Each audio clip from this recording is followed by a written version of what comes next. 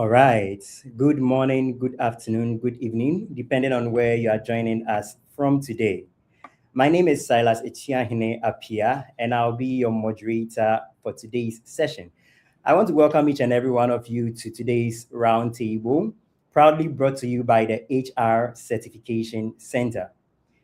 Thank you for making time to join us. Today's conversation is one very important topic because organizations have culture that influences their decisions.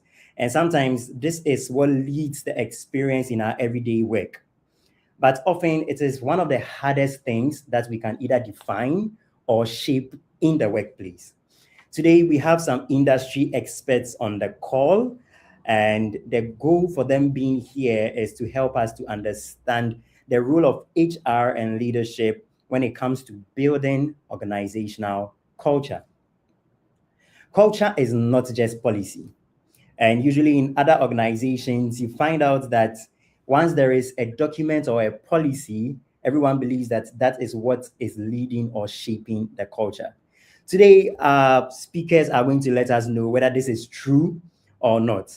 But before I introduce them, I want to hear where you are joining us from. So you can just put it in the comments section, wherever you are joining us from, whether it is Akosia from Kaswa or Silas from East Legon. You can just type it in the comment section and I will give you a mention. Okay, so today's roundtable is designed to, first of all, open our minds and then give us practical and honest understanding in today's workplace culture. There is no perfect or there is no right answer, but there is only guidelines in order to shape your organization to where it has to go. So I want to ask you one question. Just in one sentence, how would you describe your organization's culture today? How would you describe your organization's culture today? You can put it in the comment section and I will do well to read it. So I can see Adiza from Cape Coast. Adiza, it's nice to have you on the call. There's Mavis joining us from Takrady, Roberta from the Volta. We have Yaya from Tema. I have Gabriel from Adesu. I have Ikea from Agboba. We have people coming all the way from Winneba, and I am glad that you are on the call with us today. Without wasting much time, I would like to introduce our resource persons for today. But don't forget the question for today. In one sentence, how would you describe your organization's culture today? It could be anything. You can say positive, challenging, anything in between. No answer is right or wrong. All right. So our first speaker is in the person of Dr. Samuel Stephen Ni Lai Eji. So Dr. Samuel is a distinguished voice in strategic human leadership, capital leadership, and organizational transformation. As a senior HR executive with over 15 years of experience, he has experience over the banking sector, energy, and consulting, and he brings a rich real-world perspective on building high-performance cultures, navigating complex change, and turning human capital into definitive competitive advantage. He's a compelling speaker and somehow translates theory into actionable insights. Drawing from his hands-on experience leading large-scale mergers, he designs and integrates talents, frameworks, architectures, and leadership pipeline.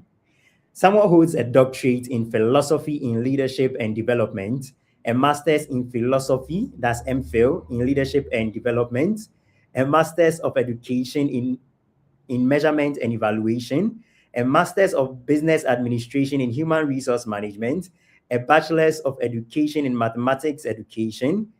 Dr. Ejay is a professionally trained teacher and a certified senior professional in human resource international. Doc, it's nice to have you on the call. Thank you very much, Silas. Doc, with your portfolio, I had to skip some of just because of time.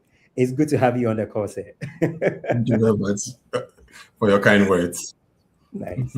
So, our second speaker is Mrs. Lodelia Aseidu Opoku.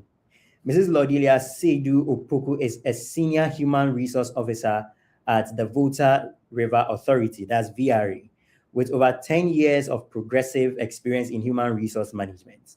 Throughout her career, she has distinguished herself as a dedicated professional with a strong commitment to promoting harmonious workplace relations.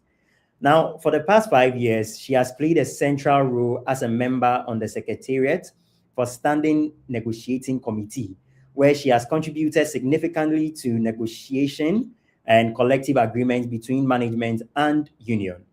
Through this work, she has helped foster mutual trust and cooperation, ensuring that collective agreements served the best interest on both employees and organization.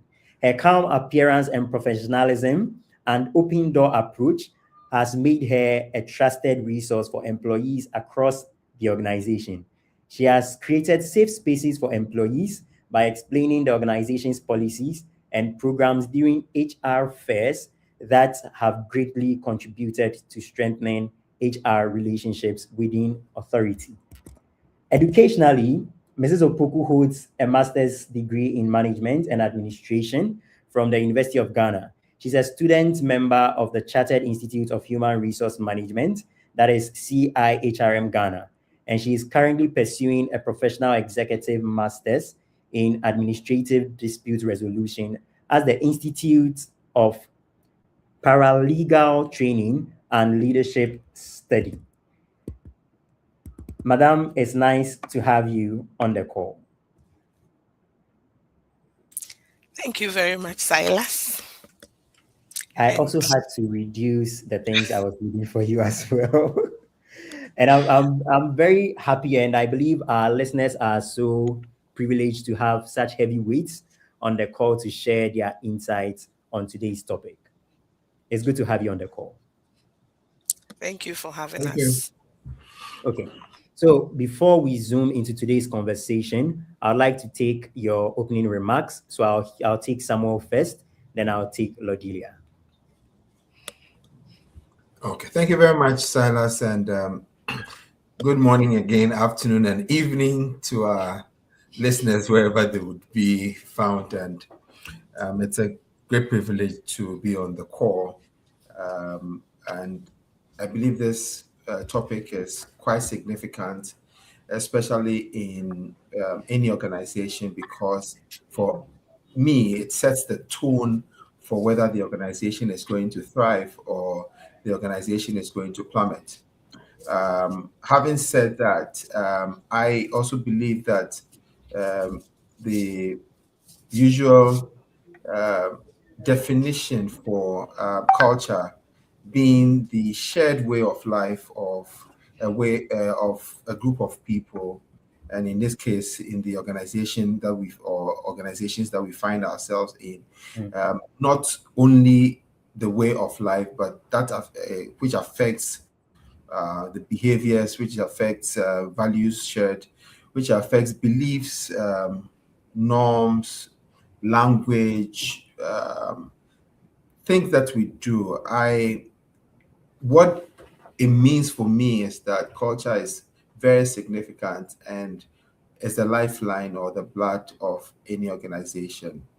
I also see culture as the attitude of the organization or a company. And attitude, because it is one thing that although not tangible, which is intangible, if could declare either success or failure of the organization. So it is something that we need to be very, very intentional about in dealing with. Otherwise, our organizations will not want us, or we will not have an organization to be with. So, with these few words, I as my opening remarks for culture. Thank you. That's great. Thank you, Doc. And you mentioned one very key thing, that culture is the attitude of the organization. That's a very great statement. So, Lodelia, we'll take your opening remark, then we zoom into the questions for today. Thank you once again. Doc has said it all, but I believe there's still some in the pot. Good afternoon to our distinguished colleagues, our leaders, our HR professionals, and thank you very much once again for having me. I deem it's a very great opportunity and honor to join this roundtable discussions. You bear with me that culture is a very delicate issue. It lies at the heart of every organization, and for that matter, the success or the defeat of that organization lies in its culture. You also agree with me that culture is not just what we see on the slogans, what we hear, the mission statements, the vision you see posted all around your walls in your organization. No, culture goes beyond that. It's basically your behavior you exhibit, your attitude when no one is watching. I remember when we were kids growing up, we used to say culture is the way people do these things, the way people walk, the way Yes. people sleep, So basically, called an organization's culture tells what the organization is, and um, what people actually do when no one is watching, the decisions they make, how they even resolve the conflicts that arise, and how people feel. Culture entails a lot, but because it's a discussion, we are going to delve deeper. I will put a stop here, and then as we go on, we'll explain further for people to participate and understand more. Thank you. All right. Thank you so much. And that was very key. And I noticed something in the submission of both Lodelia and Samuel, and you kept mentioning the word attitude, attitude, whilst you were talking about culture. So I'll take something from Lodelia.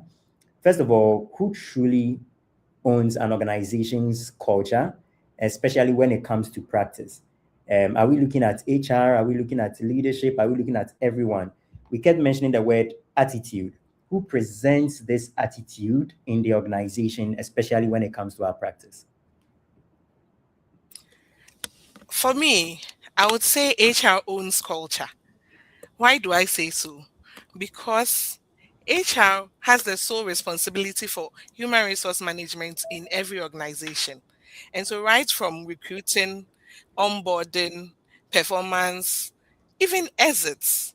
And so, HR owns the culture in every organization. HR plays a very important role because whatever culture that you want to enforce, it is HR. Whatever culture you want to whatever culture you want to do away with, it is still HR. And so a friend of mine will say that those attitudes you see that you don't sanction, then you cannot say they are policies, or you cannot say that they are desirable culture. No, once you establish that this culture is not good and so you sanction it, then you can say that is a policy. And for that, and who is a custodian of policy? Pol- HR is always the custodian of policies.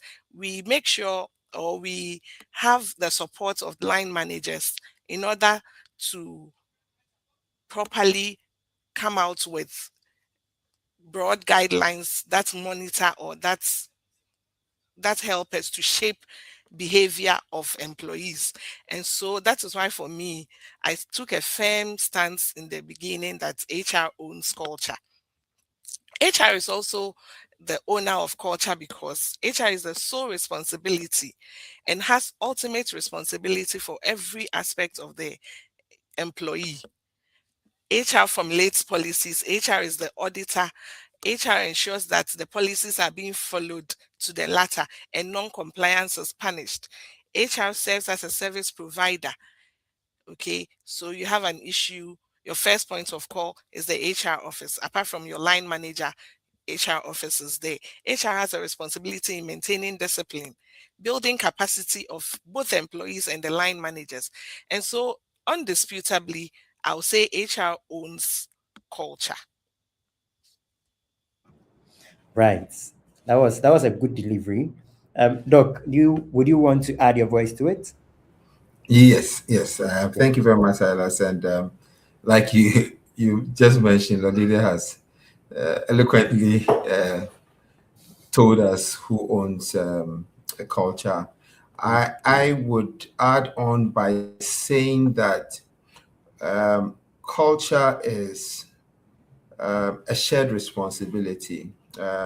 So usually, um, leadership, HR, and some staff would promulgate things that we say are culture or is the culture of the organization. Um, and leadership then expects HR to put these into writing or to put this into systems. Um, Once we have these systems, um, it is like a structure, and we enforce the structure, and everyone else then will have a bite, as in, for every member of staff, we would expect that they would follow through with what we want to see the organization to be. And as one renowned economist defined leadership, it says leadership is cause and everything else is effect, Mm. meaning that leadership sets the tone. And then we pick as HR practitioners what leadership, the tone that leadership has set. We put them into actionable systems, and then and policies, obviously. And then we live the policies, and then we expect that staff will also follow through. Um, our role is usually institutional rather than symbolic. And Odidi has spoken about the role that we play in leading the culture of the organization, um, and or living the culture of the organization. Because if we have a culture or we have culture in an organization and we do not live that culture, then that culture is misaligned. Mm.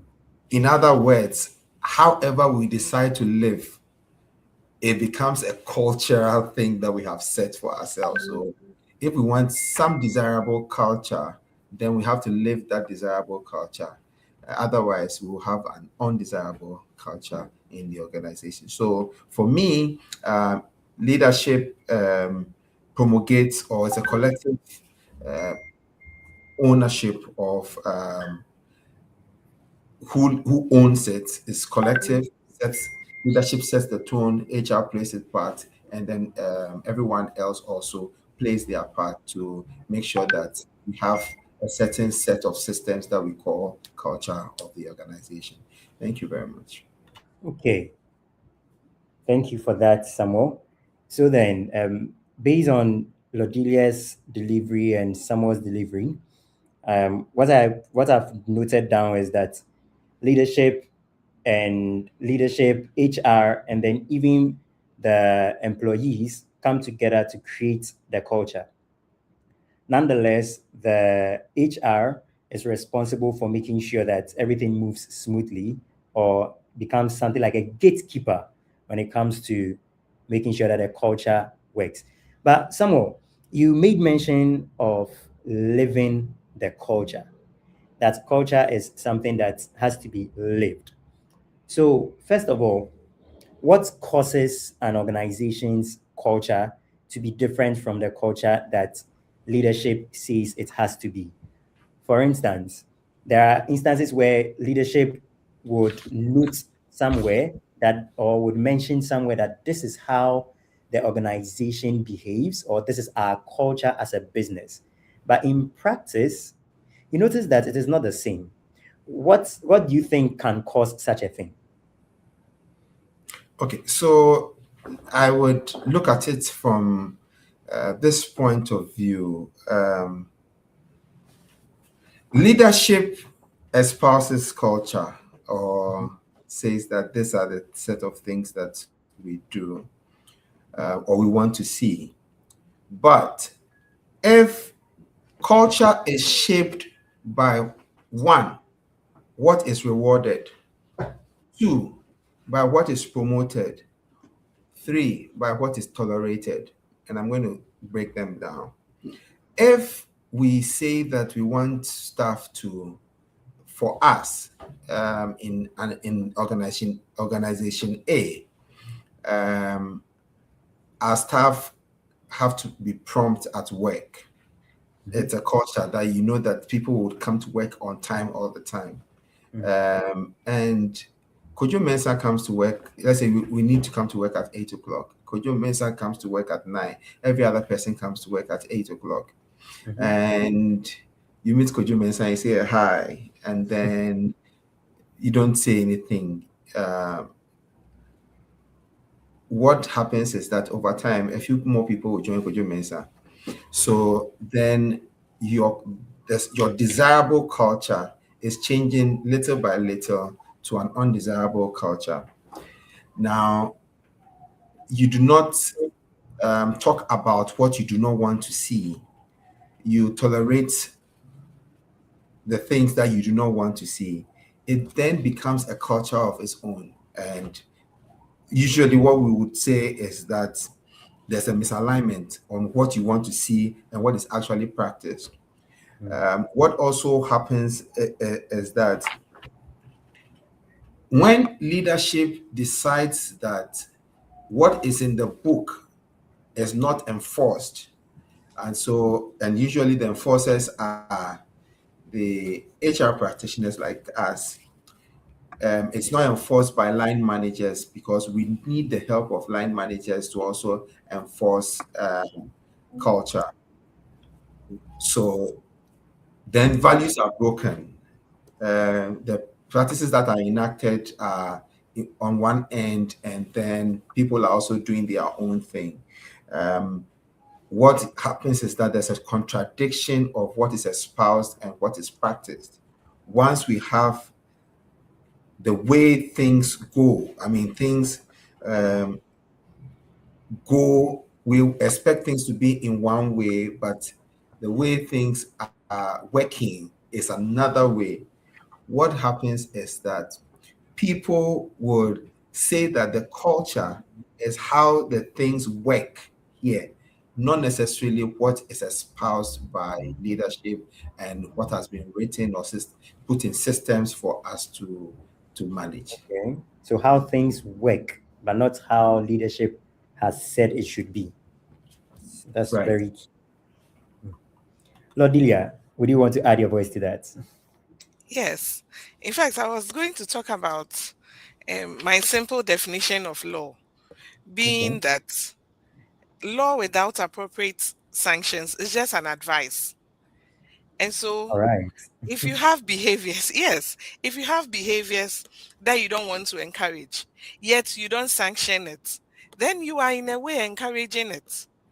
You get me? Mm-hmm. Because culture is such that if you don't put culture in place, there will still be an existing culture. but that will not be your desired culture. And Oh. so, as much as you want an expected outcome, you have to put in certain measures to reach that expected outcome. And then I also wanted to add on to what Doc said about leadership. Anytime leadership is not walking the talk, then I'm afraid we are in a circus, because what people see that leadership do is what they follow, not what is in the books. And that's what Doc said. You can have clearly written policies, you can have clearly written processes, practices, tried and tested over time, over years. But the moment it gets to this leader, everything changes. I'll give a typical example. My industry is a power generating industry. And so we hold safety in high esteem in all our operations. And so even me, when I go to the plant, I have to be in an appropriate way. Just imagine that I get to the plant, and then because it's me, senior Mhm. HR officer, I'm not given any appropriate way. It's not provided for me. I don't also ask for it. And I Mhm. go in and something happens. Have I walked the talk? Not at all. I haven't. Yeah. And have you enforced that culture of safety? No, Mm. you haven't. And so, just like I began saying, anything, any law that you don't sanction is an advice. Mm. Yeah. That's a very good one. You know, so I have a friend, and it's a rule in the organization not to eat in their offices. So they have a canteen. So after you bring your lunch or whatever, you go to the canteen and then you eat. But the HR or the head of HR always eats in their office. Okay. So at a point, a few of them also started doing that. But there was a situation where one young man was caught and he was penalized. People saw or felt it was unfair, but there's this mentality in our part of the world that you don't necessarily have to do what your leader is doing because they have the authority to do what they are doing. What do you think about that? First, I'll take some more, then I'll come to Ladelia. So uh, there's what we call the cognitive dissonance, right? Mm, When let me give you an example. Let's say a doctor tells you that smoking is bad and yeah. is not good for your health, and Mm, then that same doctor, you get out of the consulting room 2 hours after you see him puffing a few sticks. So then you get confused, right? yeah. Um, what exactly does it mean? Mm, But what happens in our organizations is very simple. People will do what they see their leaders doing, and so it is important that leaders walk the talk and not only talk. I give mm, you a typical example. I worked in an organization, a mhm, bank. We had a Friday wear, so cloth that we wear on Fridays. The mhm, executives of the organization were not wearing, and there are three top executives, they were not wearing. okay. Every Friday, they had something else on. Over time, what we were having in HR was that Friday morning, somebody sends a mail and says that, oh, for whatever reason, they will not be able to wear the Friday wear cloth, da, da, da. And it kept coming in and coming in until maybe about half of the organization on Fridays do not wear. Wow. Um, and yet, what it also affected, not only you say it is just wearing of cloth or a Friday wear cloth, but it affected other things to the extent that uh, there was there was some apathy in the system. People were disengaged, whether partially or actively disengaged. We brought in a consultant who checked a few things and says, "Hey, what you're doing is because the results you are getting is because leadership is not walking the talk." He gets a parcel of Friday wear cloth, hands them over to the three top executives. They get them sewn. First Friday they wear it. Second Friday they wear it. Third Friday, every member of staff is wearing it. We didn't even need to send a mail. And so if leadership walks the talk, they set the right tone for culture to persist in the organization. So whatever desirable culture you want, please let leadership implement it by practice, and it will become. That's beautiful. That's beautiful. Ladelia, I want to build up on what Samuel said. He made mention of the leaders walking their talk. Now, in instances where there is some cultural misalignment, just using the example Samuel made mention of, when leaders, in terms of their behavior, contradicts what the values of the organization is, what are some measures you can use to address these misalignments? It boils back to HR then. So, one critical measure that HR can undertake is having honest discussions. You can do it in surveys, you can do it in employment and employee engagements, and that will focus group discussions, that will create opportunities for employees to air out what they feel about the misaligned culture, the misaligned workplace culture. Okay. We can also employ the use of having courageous leadership. Leadership coming up to confront themselves, as in their counterpart leaders um who have not gone on the path of the appropriate culture. Okay. That will also send signals to the employees that, wow, if leadership can stand to their own fellow leadership, then whom am I? Yeah. Yeah. Also, another intervention HR can come in with is coaching. What does coaching mean? Coaching basically means giving feedback. And Okay. so you've noticed a certain pattern keeps going on, and that is a workplace culture that has been misaligned to what you want, the desired output you were expecting. So you go in, discuss, give that feedback, objective feedback to staff. Let them know the consequences of those actions. Also, we can also train and retrain every time. HR, that's why from the onset, I said HR owns the culture. At every point in time, you have to put in interventions that will sustain the culture for others to come and meet it and continue. And that way, the organization grows. We can also employ the use of revising our policies from time to time.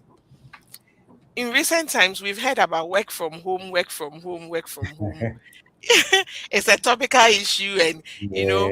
in this generation, they are so fixated on it because they'll tell you with their AI tools, wherever they find themselves, they will deliver. Get the work done. Yes, they'll get the work done. What do you want to do? Don't you want the work done? Is that not your ultimate objective? Yeah. So don't restrict me in a corner and say that I have to be here from 8 to 5 to deliver. But so then HR comes in and puts in systems, puts in practices, puts in policies that will guide the behavior, whether you are staying home to deliver or you are on site and delivering. That's a good one. And especially on the topic of remote working, there are so many organizations that believe, though they will allow some flexibility when it comes to you working remotely, nonetheless, in terms of maybe onboarding or something, there is a certain system or structure where you must still come in person. I want to build on that point. Samuel, at what particular point do you think, especially in the employee's life cycle, at what point do you think culture becomes very, very, very important in terms that it is likely to be broken or there is a need for some form of reinforcing? Thanks, Silas. Hmm. Seriously, at every point in the employee's life cycle, culture can be broken. Interesting. And I was just looking at the example that Lodilia gave about the remote work or flexible work, and this is just a joke, but Yeah. I'm told that one day the boss came to work and the cleaner was not in, and because the cleaner, James, where are you? He says, I'm working from home. Um, yeah, it's not every worker that can work from home. Yeah, and I work in an organization. One of my engineering managers called me one day and says, and then they made you from fear. I say,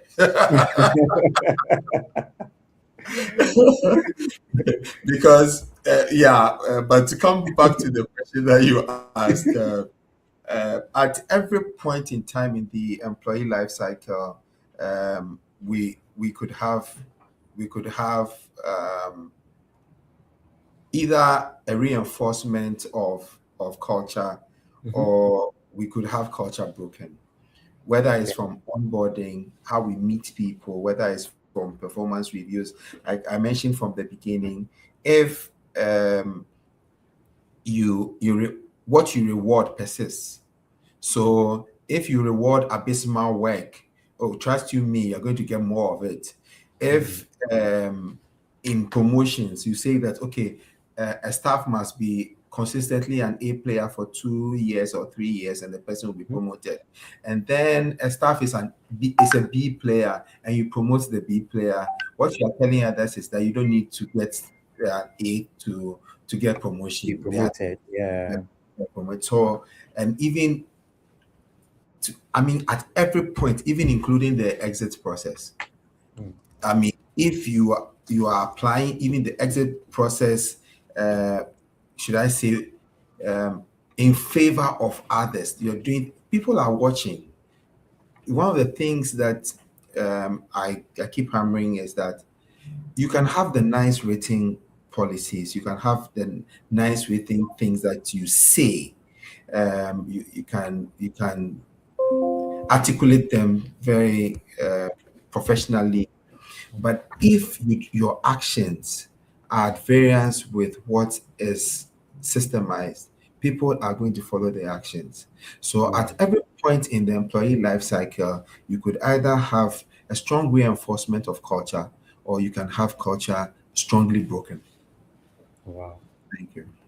That makes building a culture seem very, very difficult. Wouldn't you agree with me, Lodilia? Because if at Yes, every point it's you it have is you have to difficult, be, yes. Hmm. and maintaining culture is equally difficult. Mhm. That's why Hmm. you should, as every organization should have a strong Mhm. HR to, right from the onset of recruitment, instill the expected behaviors, and Yes. then through the life cycle of the employee, continuous reinforcement.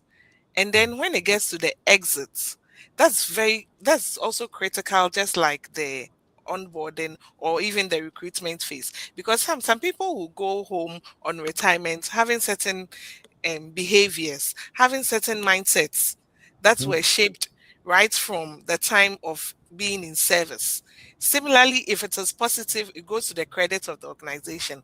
If it is negative, you and I know it Yes. goes against the organization. So culture, That's true. building culture is very difficult, but it's very important. Mm. Silas, let me add this short one as an example. So, for Okay. example, in my secondary school days, you wake up, the first thing you do is you dress your bed. Um, Now, by the time you exit secondary school and you go into the university and then your world of work, if you have imbibed that kind of a culture, it goes with you. Mm. You wake up and like a few of us will do, you push everything into one side. When you come, you sleep. It goes on and on with you in life. I mean, Mm. so basically, what like to add to what Lolidia was saying, whether it's the exit, in fact, the exit process is also very important because the exit is the entry in another, should I say, in another sphere of life. Mm, So very mm. important. Thank you. Some of the SHS example is very, very relatable. And it gave me a lot of memories because there were a lot of people who were chased because they were not laying their beds. And we are hoping they are laying it now. But all the same, when it comes to resisting culture, someone just put in the comment section that management makes culture difficult for HR, especially when HR believes this is how the organization is supposed to be. But there are few leaders who have different and contradicting views, and that is what is influencing or affecting the whole organization. At the beginning, Samuel, you made mention that leadership sets the tone. Lodilia, you also made mention that HR also guides or becomes the gatekeeper of the culture in the organization. But in a case where even leadership is not having a well-defined culture for the organization, and this also sometimes leads to some form of toxicity and where there's some form of mayhem here and there. What can you do as an HR? Sometimes some of us on the call, we don't have departments, we don't have colleagues. We are single individuals who are manning the whole HR department. What can you do, especially in the face of resistance or in the face of some kind of confusion when it comes to leadership, focus when it comes to HR? I'll take Lodilia, then I'll listen to Samuel.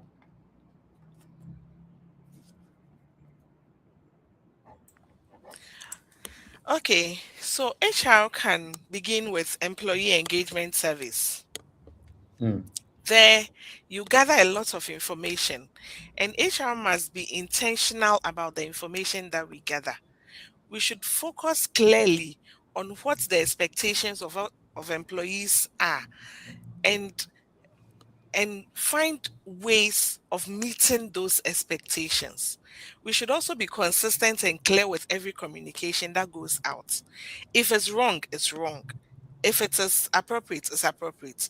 If it is not appropriate, it's not appropriate. It's not encouraged. It is sanctioned. That way, mhm, people will see it and follow suit. Also, in our performance standards, we should look at how people achieve those performance measures and not what they achieve at the end of the day. Because if you need teamwork, if your culture is driving on teamwork and the person or the employee decides that for me, I want to work alone, I'll work in a silo, mhm, but mhm, I will still deliver. mhm. Is that what your culture is saying? Your culture is built on teamwork. And so HR comes in to ensure that how you achieve your performance targets is important, as important, much more important than even what you achieve at the end of the day. So the That's how what is I'll as important as the what you deliver. Yeah. That's good. So Samuel, how apart from what Lodilia mentioned, especially in terms of engagement surveys or employee surveys, how do you measure or assess organizational culture? Okay, so let me add a little to what Lodidia mentioned, and then we talk about the how we can assess the culture. Um, Lodidia made mention of consistency, and I believe it's very important. That's why I'm rehashing it. And point is this: that the behaviors that you do not, you reinforce behaviors, right? So if there's a behavior that comes up and you don't say anything about it's assumed that it's acceptable. But if it is not the right behavior that you want, again, if it's not the right attitude that you want, to talk about it. And we would all know as HR practitioners that in our performance management, what are the things that we look out for? It should not only be the meeting of the targets, but then the behaviors that are bring up the meeting of the targets. And so, if you are only measuring meeting targets, you are just doing one leg of performance management. You should Management. also measure the behaviors. So it is important that and Lodina mentioned talking about surveys to find out. You need to get the root cause of the toxicity in the organization. If you do not, don't just look at what the symptoms are. Like you go to the hospital and you tell the doctor that you are feeling this, you are feeling that. The doctor Mm. is listening to you, but is trying to find out the exact problem that is making Yeah. you feel the way you are feeling. And so we should be focused on getting the root causes of the negative behaviors or the negative cultures that are that is coming up from the organization. And once we are able to get the root causes, then we will know which behaviors are warped or which behaviors need more propping or which behaviors we need to encourage. Mhm. And then we, in some organizations or in many organizations, sometimes once these things are noticed, like from the engagement surveys that we have, um, we are discussing it. The last time when we were looking at things, even Silas mentioned that Mr. CEO, you don't do this. And when someone greets you, Mr. CEO, you don't respond. And it was rehashed by Lodelia. And all what you are doing is that you are not protecting. There's no psychological safety. So if we tell you Yeah. openly in a discussion where we believe should be a protected place, you bring it out, and next time you are doing the survey like that, nobody will talk. And so all I'm trying to say is that please let's focus on finding out the root causes.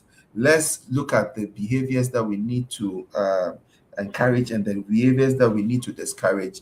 Let's protect the let's have the psychological safety for staff to be able to be open about. And see, once we do these things, we'll get the issues that are becoming cancerous to the organization, and then we'll be able to redesign the solutions or interventions that would bring the culture back to what we would want to do. But definitely, we need to build the leadership capabilities to be able to function well.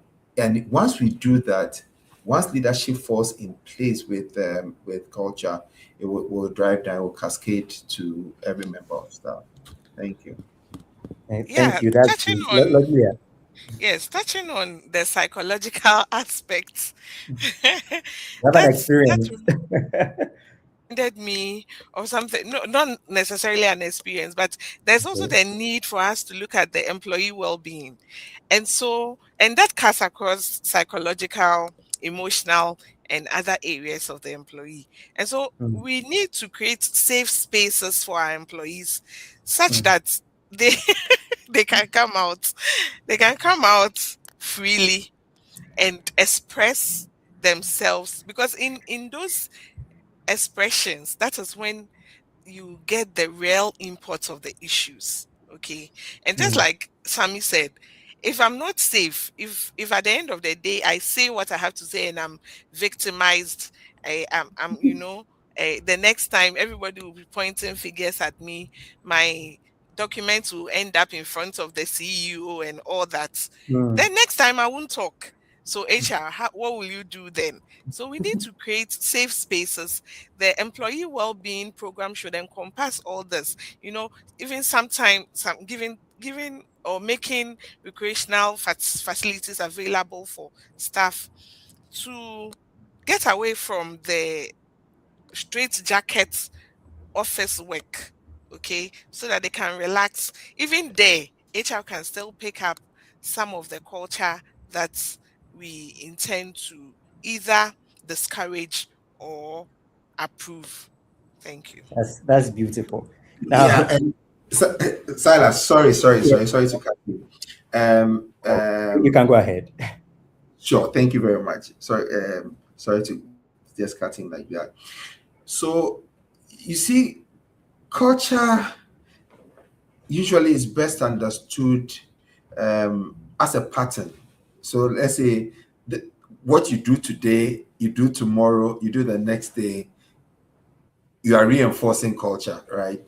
And it is not just, oh, the thing happened today and he had a good um he said this and did that today and that's it. So it's important that when measuring the culture, you look at things over time. So for example, what are your turnover and absenteeism patterns? In some organizations, in one of the organizations I worked in, I realized that usually I get excuse duties just before a holiday, a public holiday, or just after a public holiday. People want to extend their holidays, and so a day before the holiday, we saw You just come. the person is ill and is very physically ill. These are patterns that you should be observing. The the exit trends. What happens when you have your exit interviews and things like that? What are the exit trends? All I'm saying is that follow trends, follow patterns, follow the way things will happen over time, and you'll be able to measure what culture is being reinforced or what culture is being broken. You will be able to see that. So follow trends, follow patterns, and obviously, I mean, Rodelia mentioned the focus group discussions, the analyzing them, but it's usually the academics will say a mixed method. You don't just use one, you just use a number of them. Okay. Even So, patterns in disciplinary cases, even hmm, patterns there, that will tell you what culture it's in the organization. so which means it's very important to follow patterns. Okay. Now, based on this, because our time is almost up, we have to take some questions. But before I ask my final question, I want our listeners to know that you can put your questions in the comment section, and we are going to open up for a quick Q&A where industry experts or resource persons will touch on some of the things that have been bothering you, especially in your organization. Now, one of the importance of having webinars like this is because some of us are alone in our department, and some of us are not privileged enough to be part of an organization or a body of HRs that will be able to answer some of our questions.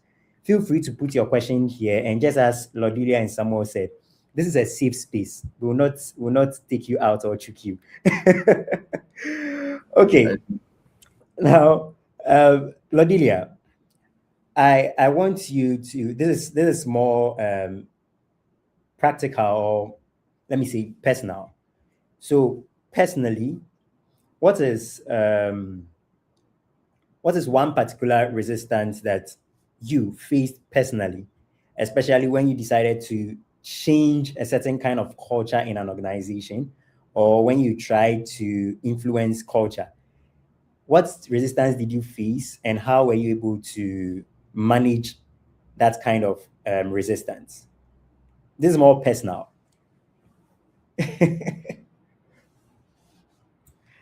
Okay, so in my line of work, as part of my duties, we have sensitization of our policies. So from Mm, time to time, we bring our policies to the doorsteps of our employees. We explain it to the latter.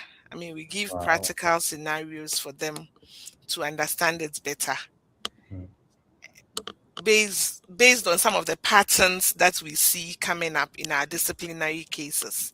mm, And so there was this one time we were having a session like that, and I got I got a feedback from one of the employees saying, "Oh, nah, if I just took um a stapler to my house, that one too, will you call it? Yes, will you call it stealing? Why? Because a stapler need there. Say hear me will feed and few boy, you know." Wow. And later I returned it. Maybe I made the buy it. So why would you call that stealing? But is is this a behavior we want to encourage? That you Yeah. can take the organization's items home for your personal use without proper authorization. Then it is similar to somebody who also moved the organization's vehicle on an Mm. errand without And bring it back. authorization and bring it back. You know, Yes. so as for the behaviors in HR, we see a lot, Mm. but it's then incumbent upon us to keep reinforcing the Mm. appropriate behaviors that we want to see. Because just like I said in my earlier comments, the absence of a defined or a desirable culture doesn't mean culture doesn't exist. Oh, ebi wɔ hɔ. Mm. Ebi wɔ Yeah. hɔ. It's there. It's there, pa. And what is there may not be what you want. Okay, so you Mhm. notice that you are having high turnovers within a particular season. A lot of people are separating from the company. You conduct exit interviews and nobody is telling you anything. But Yeah. but you deep down, you know that you get to know that, oh, it was actually because um staff were under were under this mindset that, oh, we should have been treated this way and not this way. Mhm. All right. Yeah. So Mm. as for the example, a lot, but time will not permit us. Mm. Our goal for today, just as you spelled out from the beginning, is to let all of us on board and even those who are yet to join at a later time who listen to the audio understand that culture is very critical. Yeah. It's something you can't do away with. Hello, Lodilia, can you hear me? Organization. Yes, I can. Okay. Yes, I can hear you now. So, in fact, I was just ending my statement that All culture right. is very critical. Yeah. That's very. I mean, your example. I was just thinking to myself, with your example, there will be some people who will take company money, invest it, and bring the rest. To Oh, of course. Of I course. know, At the right? end of the day, he has returned it. You see, but we want to bring out the fact that stealing or taking something without permission, Mm, it's an offense. It's true. a behavior we don't encourage. If it's wrong, it's wrong. Yeah. Yes, if it's Yeah. wrong. That's beautiful. So, Samuel. So I would want you, based on your experience as well, because of time, I would want you to give us, if you had opportunity, just one practical piece of advice that you'd give to an HR professional or practitioner who is really trying to build culture intentionally. I know there are a few of us on the call who are doing our best, trying to build culture on our own. Possibly we are not having the support of leadership, but we believe this is the way we have to go. What is one practical advice you would give, and how would you do it if you were in their shoes? Okay, thank you very much. I am happy you mentioned the word intentionally, Mm, uh, because we need to be intentional about building culture. And what we have said over almost 1 hour now is that if you are if you go the other way, right, you think you're not intentional about this, it means you're intentional about the other. And so for someone who wants to build culture, first you need to be intentional and you need to know what you want to build. And culture becomes real, or culture becomes practiced or lived, or becomes a norm, becomes what we want to see desirable only when Mhm. leadership systems, so leadership by their action, systems, forming Yeah. systems, HR, writing, putting what is said into actionable writings. And when these things are lived on a daily basis or are lived over a period of time. So I'm going to go back and say this, that if you want to set up culture, you must be one, be intentional about it. Two, leadership action and systems must align. And then like I said from the beginning, we must live it. I'm going to give a little example. For example, uh, you see what I'm wearing. I work in an energy company, Mhm. right? Usually, engineers don't dress like this, especially when they are on the field or on the plant. But we wanted to change the way head office staff dress, because once we are in head office, we have to dress professionally, right? Uh, and again, I work in the public service. So we also want to promote the wearing of Ghanaian made in Ghana stuff, but we also want to be have a nice balance. Initially was quite tough because you are not getting sometimes even the leadership buy-in and all that. What I did was to identify one person in leadership who I could relate to, or who shared that opinion. And we talked to the leadership. Once we got that one person in leadership who then became the influencer, and then had this person had a number of departments under him. What he said was that the department under me, we should be doing this. And we were all doing it. He was doing it, we were all doing it. What it invariably did was that the people under him were doing it. It affected the people under the other person as well. And together we were able to change a certain culture, or we were able to build a certain desirable culture. Um, what am I trying to say? You need leadership buy-in when you want to build culture, and you need, sometimes it is painstakingly slow, but please don't stop. Um, Live it yourself. Be an example for people. What you want people to do, be an example.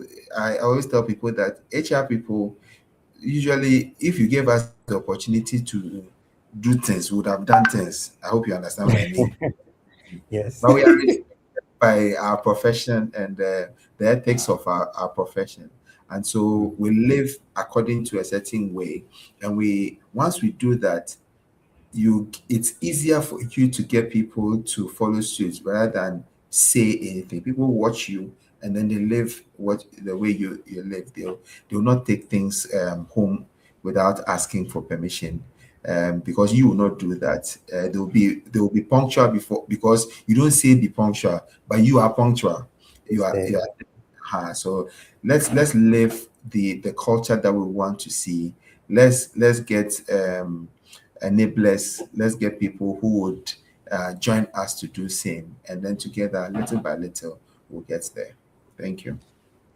Thank you, Samuel. That was a beautiful submission. And from everything you have both said, one of my key takeaways is that you can't establish culture without leadership. And leadership must walk the talk when it comes to establishing or building a formidable culture. Now, we have a few questions here from our listeners, but before we take the questions, I'd like us to take a quick word from the HR Certification Center, which is the organization that is bringing us this webinar today. So we take a quick word from HR Certification Center. and we'll be back to answer the questions. Stay tuned.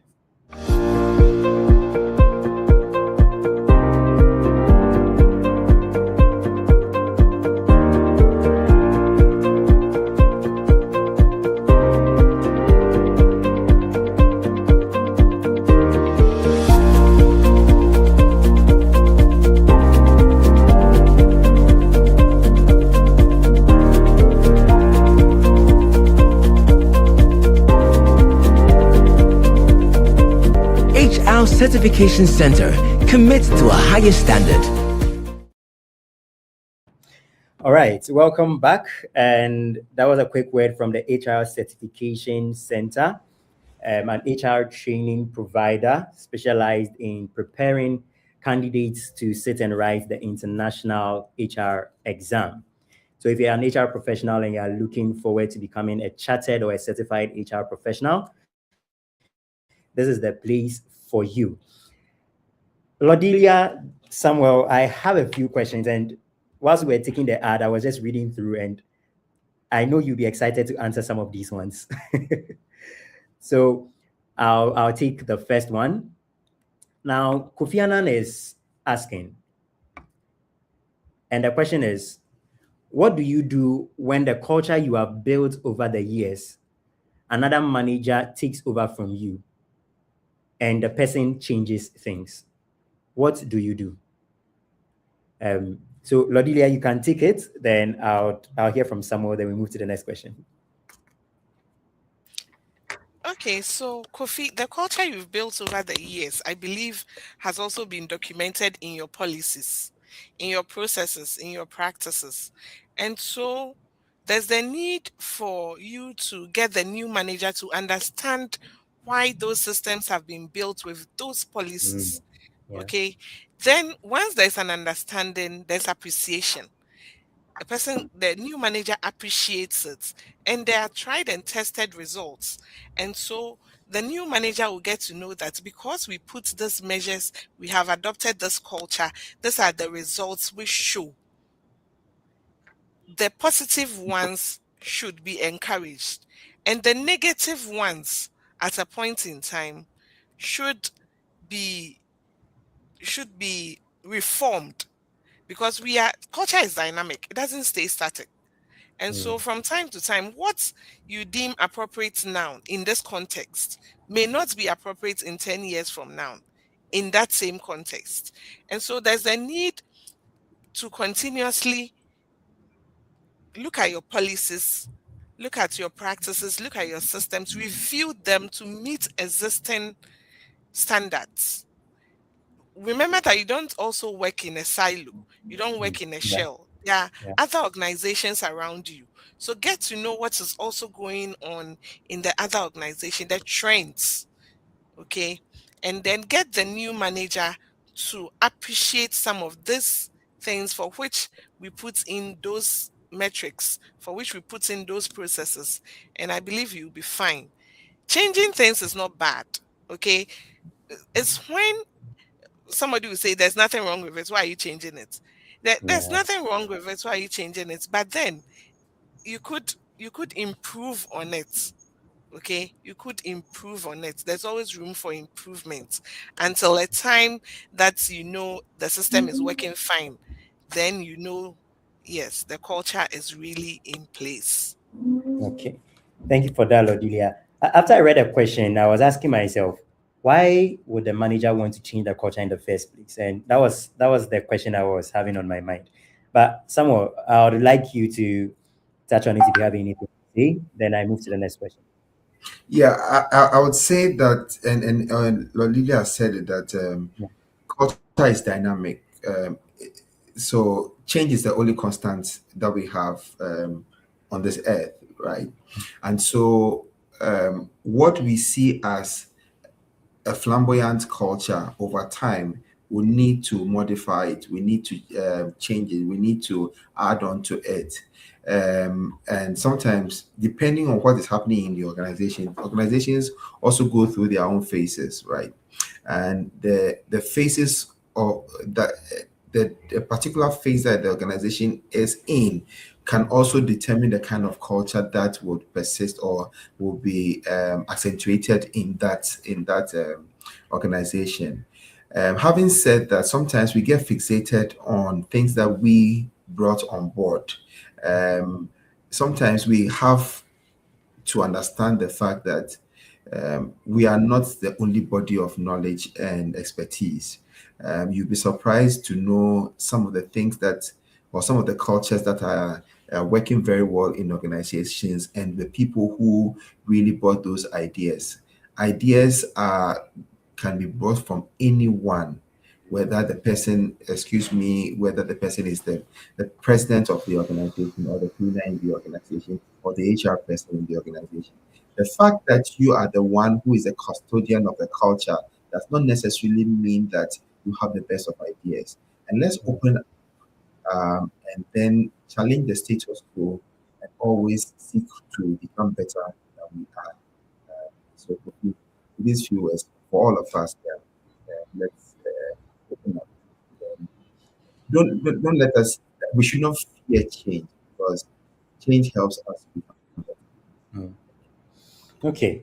I believe, Kofi, your question has been answered. And just as Lodilia and Samuel rightly said, you don't have to fear change, and you should be able to hold the hand of the next manager and take them through the need and the reason for the culture that was established. Now, there's a next question, and I purposely don't want to project it because of I don't know who is on the call. So, but the person is asking, how do you deal with your boss that keeps overriding your orders to employees?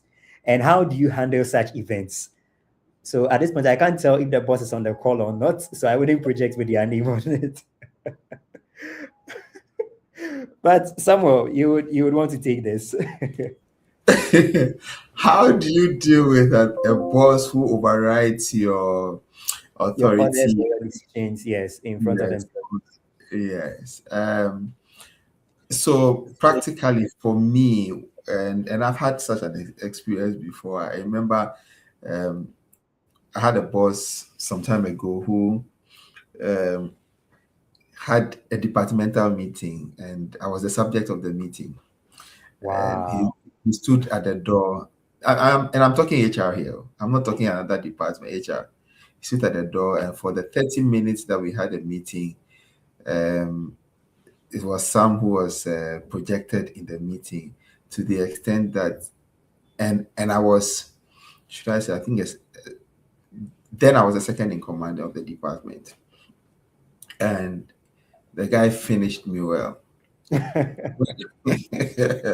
But I sat quietly as though I didn't know who he was talking to or who he was talking about, and I was very serious in the meeting, gave my suggestions, everything.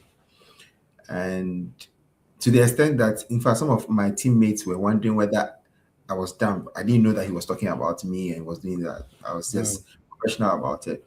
But point is, when the meeting was done, I I knew myself, right? I knew that if I didn't document some of these things well, and I went for a meeting, I was going to be more emotional than professional. So I documented the things I wanted to talk about, mm, and I went into the meeting and then followed the script. I didn't deviate from the script. And I made him understand that if you undermine my authority with my subordinates or with my junior team members, what it means is that when you are not there, everybody has a field day. And guess what? We are working. I always say that I work for my boss. I don't work for my organization. I work to make my boss look good. And so, mm, and if you are not there, we will all have a nice party. And guess what? When your boss comes, he's going to finish you. And but I made him understand the magnitude of what he was doing. It could yes, you are doing this to me in front of these people, but what it meant is that what you are eroding the next level of authority, and once that next level of authority is eroded, that there's no cushion anymore. mm, The next time it will come to you directly. It was not an easy take from him, but I made my point clear, after which I sent a mail about the fact of things I thought would help the department better, and I left it as at that. Initially, from that meeting, I was not getting any work to do because they'll call every other person and then they'll not give me. Yeah, The being interesting, sidelined. yeah, interesting thing is that my junior team members, when they have the issues, they come to me, and I do as if there's nothing wrong, help them out with what has to be done, and then they take it. At the end of the day, we want productivity of the organization and the team, but again, it's quite difficult to do that. But know yourself first, document these things, and then please have those hard talk Conversation. conversations. Is very necessary. We do. Don't push anything under the carpet. That's what I would say. Thanks. Know yourself, I was going to document say it, that and have conversations. Yeah, I was Rodilia. I was going to say that it's very, very important that in such situations you remain composed. You remain composed at all costs and professional. And so, Mm, just like Sammy said, in order not to be swayed away with your emotions, documents is very yes. necessary so that when you go, you'll be able to articulate your points clearly without Mm, emotions. And then also your points will be very objective. Don't go around something that looks like a girl. No, if it's a girl, state the okay. fact it's a girl. Don't don't go around. But in all, in all, let's find a way, find a very polite way, a comported way of letting your supervisor know how important it is to observe the levels of supervisory levels um in every organization, or let me say in every department, Mm, in every unit. There's the need to observe that um level of supervisory roles. And just as Sami said, if not, then let us all go and report to the chief. You get me? Which is not possible. That is even the reason why HR makes use, or HR employs the use of line managers, mm. because HR cannot be everywhere. Similarly, you the head of department, or you the boss, you You cannot be can't be everywhere at the anywhere. same time. Okay, so you need this line of supervisors, this line of managers, this level of supervisory roles Mm, to do the work for you. I mean, to sieve the work before it even gets to you.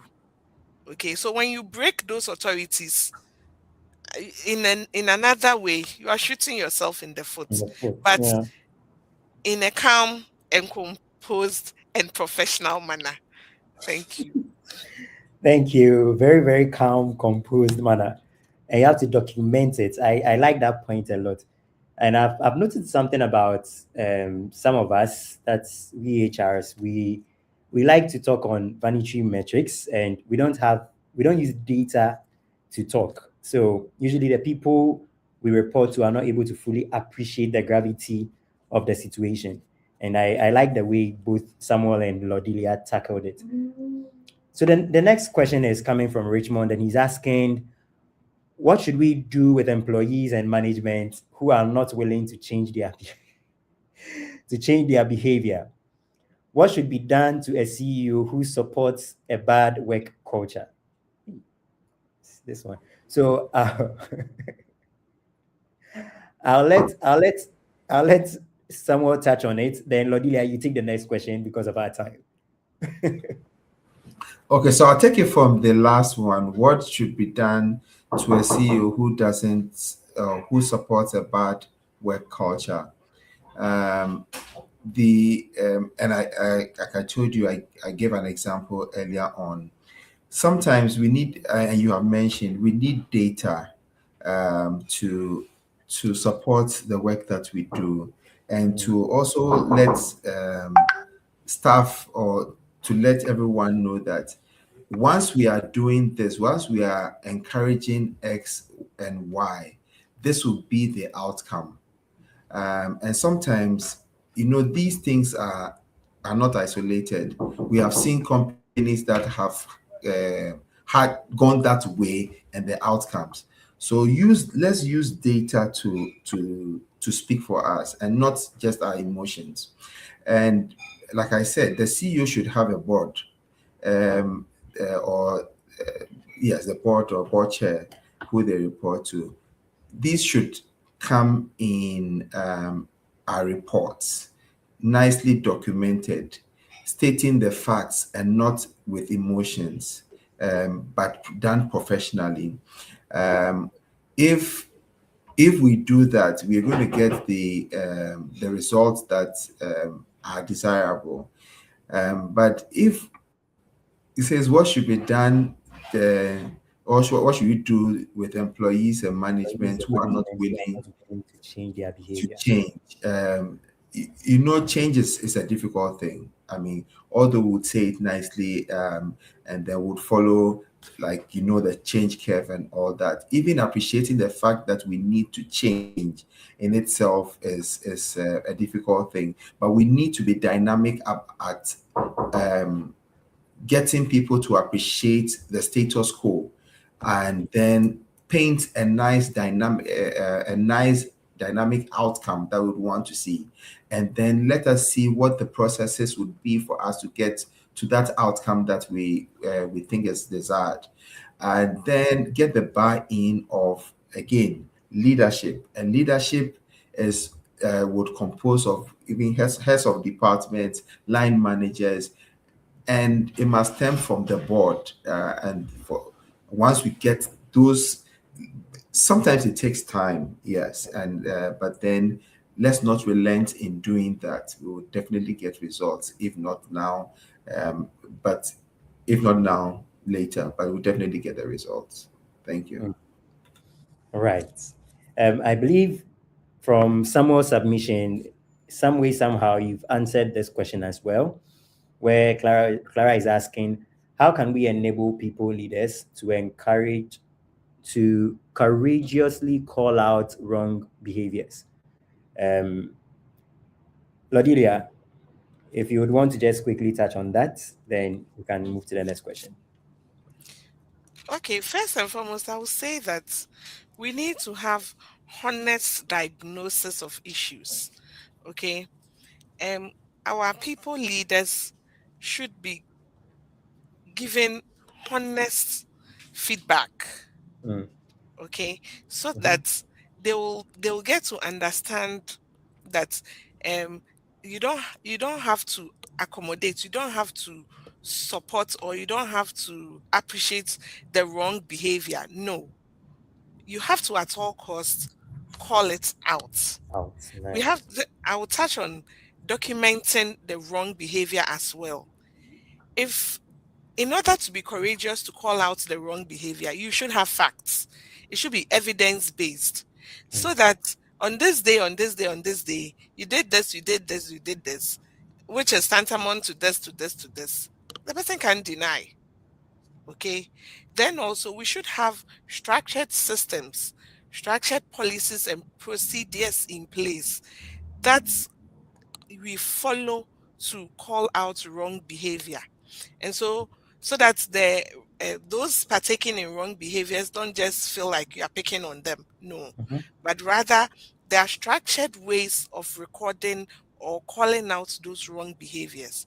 And so if I take you through stage one, I continue to stage two, I continue to stage three, then I'm not timid in that, but rather I'm bringing out what it is to you. mm, And then I think rewarding courageous leaders will also be something that will serve as an incentive. Okay, mhm, that when I notice a wrong pattern and I call it out, and then not necessarily sanctions are given, but rather maybe um positions are put in place such that the wrong behavior is not encouraged, mm, then I would know that, oh, let me keep doing that. Let me keep calling out the wrong, because at Mm, the end of the day, apart from being rewarded, I will be known as a statute of good morals. mm. Okay. Yeah. Yeah. Lodilia, most HRs who do that, especially in a part of the world, are termed as they call them what, policy police, or there's a funny name like that. I But know, I know. My former director used to say that. I mean, one of our directors used to say that HR job is a very difficult job, mm, and so if you don't have the heart, she said mm, HR is a calling.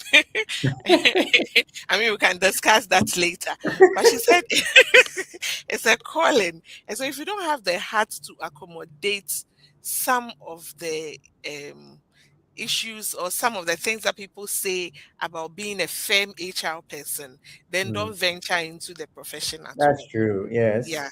But whatever it is, we need, when the systems are in place, Mhm, HR just follows. Okay. The mhm, systems are built such that it is not suited to just one person. It's not suited to Akosia. It's not suited to Kwame. No, it's a robust system mm, that accommodates, or that takes out wrong and aligns proper mm. with the strategy of the organization. And that way, I mean, you will not be called other names that I don't want to mention on the call. But That's yeah. good. Okay, so because of time, we take the last two questions, and the rest of the questions we'll do well to run it by our facilitators or resource persons, and we'll put them in the comment sessions to the people who ask them accordingly.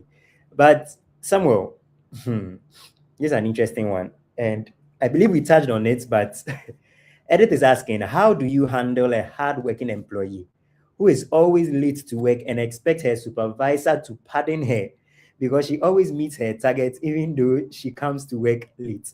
And this is very, very practical. After all, she meets her target. But how do you handle an employee like that? Because at the end of the day, it breaks the culture of the organization. Yeah, so let's compartmentalize the stuff. Mm, Meeting your target is one, coming to work is another. And so we are not doing remote work, or we are not doing flexible work, and you are expected to be in the office at a particular time, please, you're expected to be in the office. Now, again, documentation will guide us. And then two, the frank discussions, the difficult discussions or difficult conversations must be had.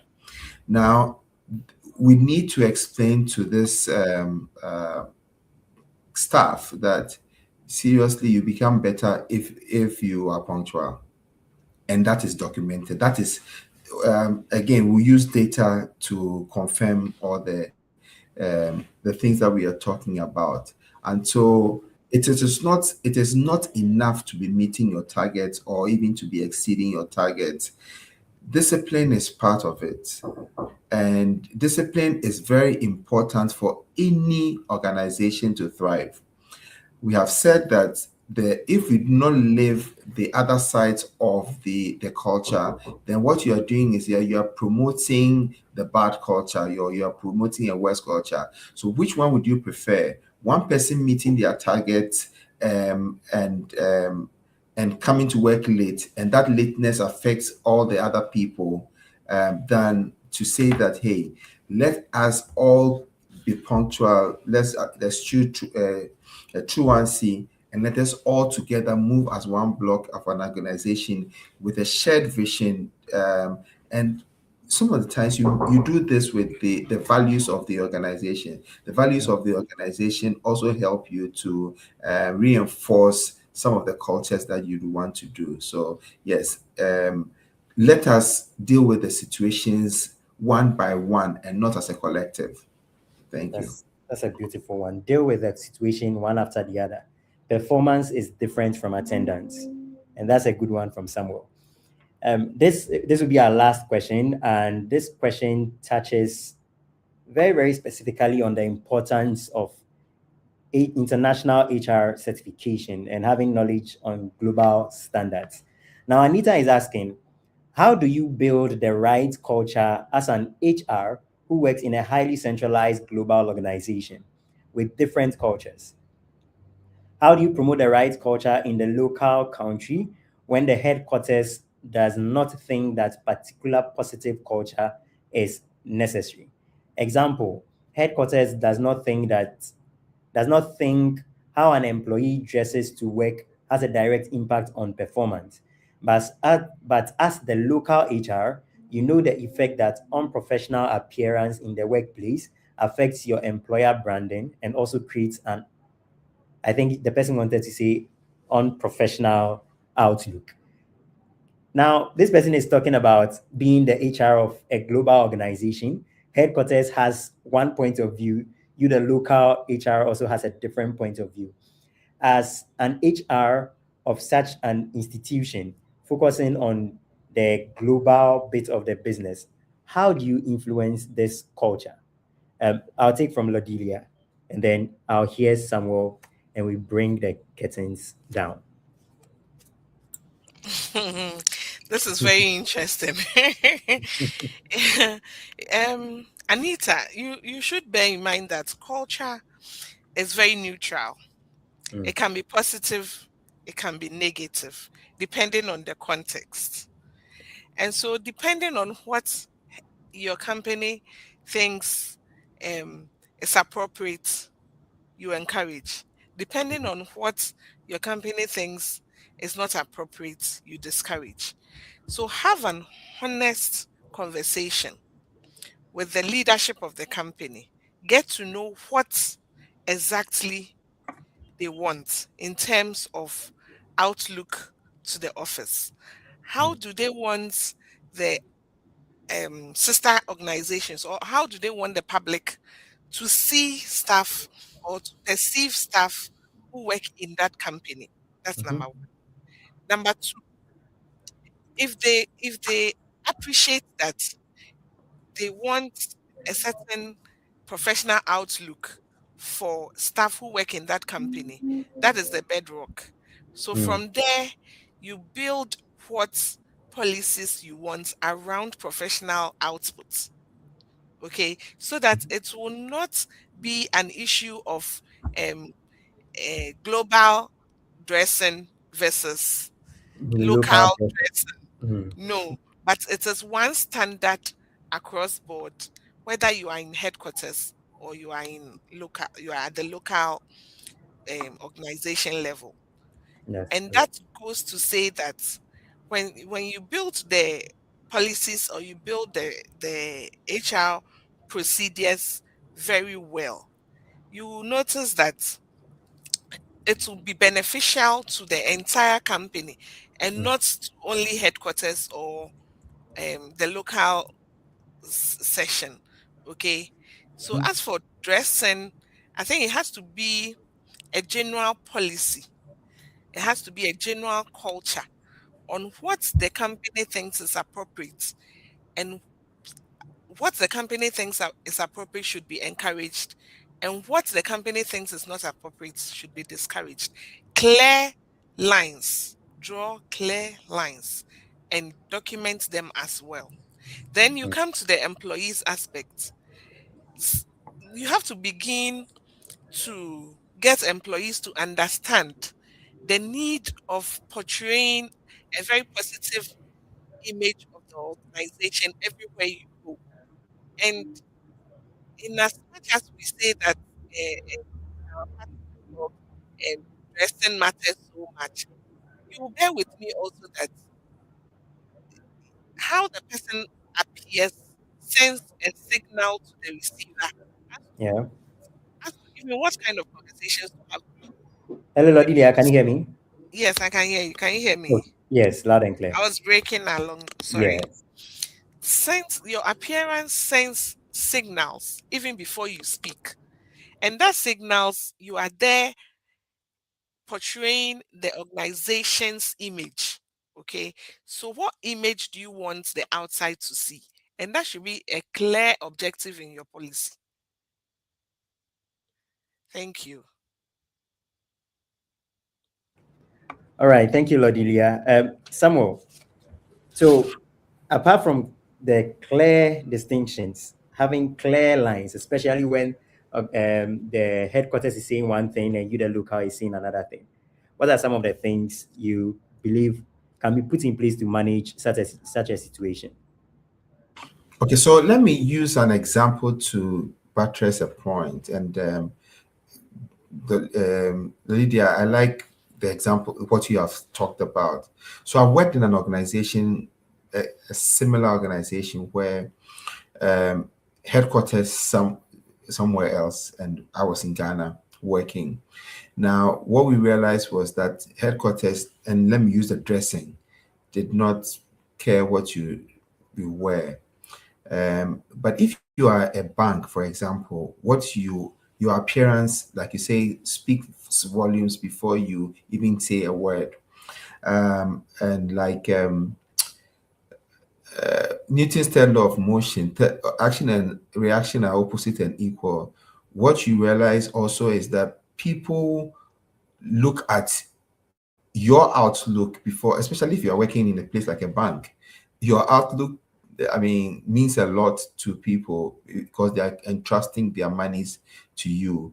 And the local culture, I mean, here, for example, the local national culture, um, bankers, they wear suits and ties, right? So if you see Yeah, a bank that the guys don't wear suit and tie, I wish am sure I at the that right place?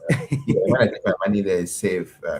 But what we did, again, from where I worked, was that there was a global HR team, right, that met from time to time, and we used data. So we looked at the number of other similar organizations in our industry that were doing one thing, and we were the only standouts, and what they were getting versus what we were getting. And Mm, then we also told them what our culture is. I mean, as in the local culture of the nation, and what happens in that culture, and why we should dress in a particular way, or why we should portray ourselves to customers in a particular way. Initially, again, like you said, from that's the culture of the organization, and they want the global standard to be followed. But then over time, they understood the ripple effect, what's the effect of what uh, we're talking about, because it affected numbers, it affected figures and yeah, everything. And figures don't lie. I mean, once mhm, you have the figures, they tell us what to do. And yeah, then we suggested that change this a little, alter this, or slow down on this, and let's see what happens. When we started doing that, it started bringing numbers up. We didn't need a lot. We used data to help us make the case, and then to bring change. But it is not an easy thing. Sometimes it takes a long time to do that, and we need to be able to avert ourselves to it, and continue talking about it till the change happens. Thank you. thank you. And that was a very good practical example. And I believe this is one of the modules that we tackle in our HR certification training. That is module 5, looking at the employee relations and how to understand and manage the standards of the international or multinational organizations, especially if you are here practicing in Ghana. Thank you, Lodilia. Thank you, Samuel, for your great presentation. And we have overrun our time by 38 minutes. I'll just take your closing remarks and we'll bring the curtains down on today's conversation. I'm very excited about the topic, and I believe because of time, we were not able to exhaust everything about the topic, but our listeners and our audience have learned a lot, and we have come to understand a few things about culture. Lodilia, what would you say as your closing remarks? Silas, you remember that right from the onset, I said culture sits at the heart of many organizations and Mm, employees for that matter. yes. So when you touch on culture, don't expect to finish within 1 hour. Because I'm telling you, it's a heartbeat. No, that's a good It's a one. heartbeat. My closing remarks or my Mm, thoughts before we end the discussion is that mhm, culture is a very strong, invisible hand that guides behavior. You can't see it, but it exists. mm, Okay. And a culture builds trust over time. And even um, that comes to be associated with the brand of the organization. mm, And so there's really the need for us to work hand in hand, leadership and HR working hand in hand to make sure that we operationalize the good and acceptable cultures in our organizations. And then we put in structures so that employees will live in those acceptable behaviors. mm, Because when all this um both our both HR when HR comes together with leadership, and then leadership meets um employees meet their performance, that's when we have a resilient, we have a strong, we have a future ready workforce, and we have a culture that binds the organization together. mm. Those would be my final words. And then let's all remember that um, laws, in the absence of sanctions, are just Mm. advice. I just advice. That's a very, very good one. Yes. And And so yes. Mhm, there's a need for us to sanction the inappropriate behavior mm, and then recommend or applaud or reinforce the positive behavior. okay. Culture is so powerful that in the absence of a well-defined culture, we know there still exists a culture that you don't want to talk about. So there's Mm. a need to rather structure and have a well-defined one that works better for every organization. That will be my final words.